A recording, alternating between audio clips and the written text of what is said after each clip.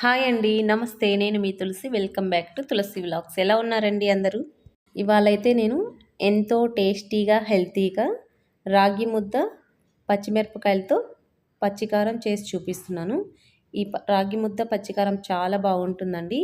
ఈ పచ్చికారంలోకి కొద్దిగా నెయ్యి వేసుకొని తిన్నామంటే చాలా బాగుంటుంది అసలు. ఇప్పుడైతే రాగి ముద్దని, పచ్చికారాన్ని ఎలా చేయాలో చూపిస్తాను. ముందుగా ప్రెషర్ కుక్కర్ తీసుకొని ఒక గ్లాస్ బియ్యాన్ని తీసుకొని ఇందులో వేసుకొని 2-3 సార్లు శుభ్రంగా బాగా కడుక్కోవాలి. ఇలా కడుక్కున్న తర్వాత ఒక గ్లాసు బియ్యానికి 5 గ్లాసులు నీళ్ళు పోసుకోవాలి.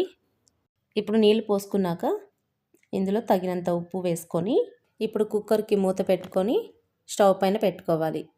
ఇప్పుడు స్టవ్ పైన పెట్టుకొని స్టవ్ ఆన్ చేసుకున్నాక మీడియం ఫ్లేమ్లో పెట్టుకొని 3-4 విజిల్ వచ్చేదాకా అన్నాన్ని ఉడికించుకోవాలి. ఇక్కడైతే 3 విజిల్స్ వచ్చాయండి. ఇప్పుడు 4 విజిల్ వచ్చింది చూడండి. ఇప్పుడైతే స్టవ్ ఆఫ్ చేసుకుంటున్నాను. ఈ ప్రెషర్ అంతా పోయి చల్లారిన తర్వాత ప్రెషర్ అంతా వెళ్ళిపోయింది.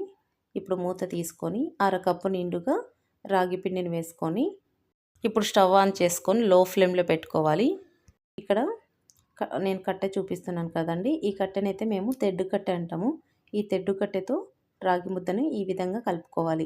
ఈ కట్టెని మేమైతే తెడ్డు కట్టె అంటాము. మరి మీరేమంటారు కామెంట్ రూపంలో తెలియజేయండి. రాగి పిండి మొత్తాన్ని ఇక్కడ చూపిస్తున్న విధంగా ఉంటలేమి లేకుండా ఇలా ఒత్తుతూ మెత్తగా కలుపుకోవాలి. ఇప్పుడు ముద్ద అయితే రెడీ అయిపోయింది. ఇప్పుడు తెడ్డు కట్టుకున్న ముద్దనంతా గెరటె తీసుకొని ఇక్కడ చూపిస్తున్న విధంగా తీసేసుకోవాలి. అలాగే అంచులెంబడి ఉన్న ముద్దనంతా నీట్గా సర్దుకొని ఇక్కడ చూపిస్తున్న విధంగా గరిటె ఇలా అనుకున్న తర్వాత మూత పెట్టేసుకొని స్టవ్ ఆఫ్ చేసుకొని ఇక ముద్దని పక్కన పెట్టుకోవాలి. ఇప్పుడైతే ముద్ద రెడీ అయిపోయింది. ఇంతేనండి, రాగి ముద్ద రెడీ అయిపోయింది. ఇప్పుడు దీన్ని పక్కన పెట్టేసుకొని ఇప్పుడు పచ్చిమిరపకాయల పచ్చికారం చూపిస్తాను ఎలా చేయాలో. ఇక్కడైతే 15-20 దాకా పచ్చిమిరపకాయలు తీసుకున్నానండి. కడిగి తొట్టిమలు తీసుకొని పెట్టుకున్నాను. ఇక్కడ 6 దాకా మీడియం సైజు టమాటాలు తీసుకున్నాను.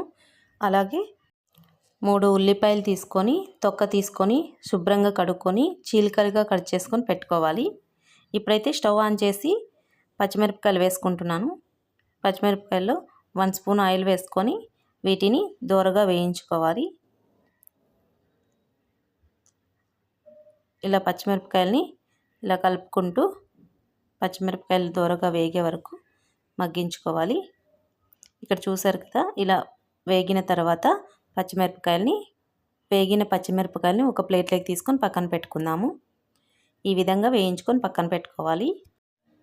ఇప్పుడు అదే ప్యాన్లో కట్ చేసి పెట్టుకున్న ఉల్లిపాయ ముక్కల్ని కూడా వేసుకుందాము. ఈ ఉల్లిపాయ ముక్కల్ని కూడా దోరగా ఎర్రగా వేగే వరకు వేయించుకొని పక్కన పెట్టుకోవాలి. ఈ విధంగా కలుపుకుంటూ మగ్గించుకోవాలి.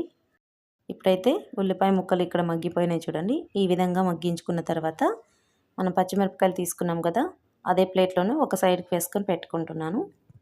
ఇప్పుడు ఉల్లిపాయలు కూడా అందులో వేసేసుకొని ఉల్లిపాయలు వేసుకున్నాక ప్లేట్ని పక్కన పెట్టేసుకొని మళ్ళీ స్టవ్ పైన అదే ప్యాన్ పెట్టేసుకొని ఇదే ప్యాన్లో కట్ చేసి పెట్టుకున్న టమాటా ముక్కల్ని వేసుకొని మగ్గించుకుందాము. ఈ టమాటా ముక్కలు బాగా మెత్తగా అయ్యే వరకు మూత పెట్టుకొని మగ్గించుకుందాము. 5 to 6 మినిట్స్ దాకా మూత పెట్టుకొని మగ్గించుకోవాలి. ఒక 5 నిమిషాల తర్వాత ఇప్పుడు 5 నిమిషాల తర్వాత మూత తీసి చూపిస్తున్నాను చూడండి. టమాటా ముక్కలన్నీ మెత్తగా మగ్గిపోయినాయి. ఇప్పుడు స్టవ్ ఆఫ్ చేసుకొని ఒక 2 ఇంచుల దాకా చింతపండుని తీసుకున్నాను.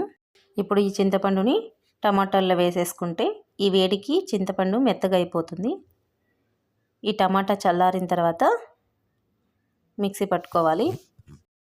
ఇప్పుడైతే ముందుగా మిక్సీ జార్ తీసుకొని మనం ముందుగా వేయించుకున్న పచ్చిమిరపకాయలను వేసుకుందాము. ఇప్పుడు పచ్చిమిరపకాయలు వేసుకున్నాక ఇందులోనే సరిపడినంత ఉప్పు వేసుకోవాలి.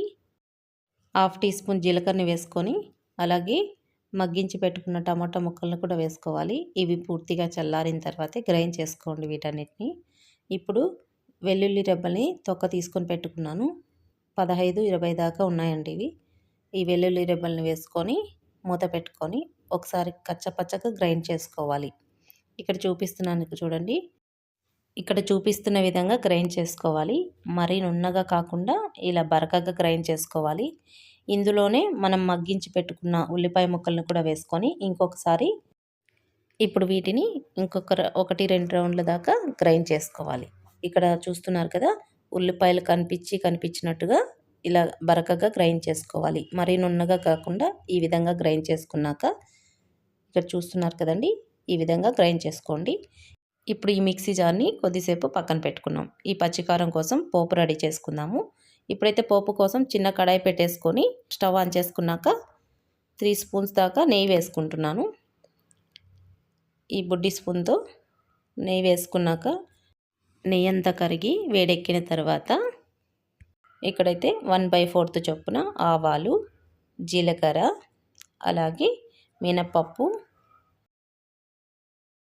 పచ్చిశనగపప్పు, అలాగే ధనియాలు వీటన్నిటిని వేసుకున్నాక ఇవన్నీ ఎర్రగా దోరగా వేగాలి. ఇక్కడ చూసారు కదా! ఇవన్నీ దోరగా వేగిన తర్వాత కొద్దిగా కరివేపాకును వేసుకున్నాను. అలాగే కొత్తిమీరను కూడా వేసుకుందాము. కొత్తిమీర వేసుకున్నాక ఇవన్నీ కొద్దిగా మగ్గిన తర్వాత పచ్చికారాన్ని వేసేసుకుందాం. ఇప్పుడు పచ్చికారాన్ని అంతా వేసుకొని ఒకసారి బాగా కలుపుకోవాలి. ఇదంతా తాలింపు బాగా కలిసే వరకు కలుపుకున్నాక స్టవ్ ఆఫ్ చేసుకొని సర్వ్ చేసుకోవడమే. ఇంతేనండి, పచ్చికారం అయితే ఇక్కడ రెడీ అయిపోయింది. చూసారు కదా! మీరు కూడా చూసి తప్పకుండా ట్రై చేయండి. ఇంతేనండి, ఇప్పుడైతే చూసారు కదా రాగి ముద్ద పచ్చికారాన్ని నేనైతే ఇలా చేస్తాను. మరి మీరు కూడా చూసి తప్పకుండా ట్రై చేసి ఎలా కుదిరిందో కామెంట్ చేయండి. అలాగే నా వీడియో కానీ నచ్చినట్టయితే లైక్ చేయండి, షేర్ చేయండి, సబ్స్క్రైబ్ చేయండి. థ్యాంక్ యూ అండి.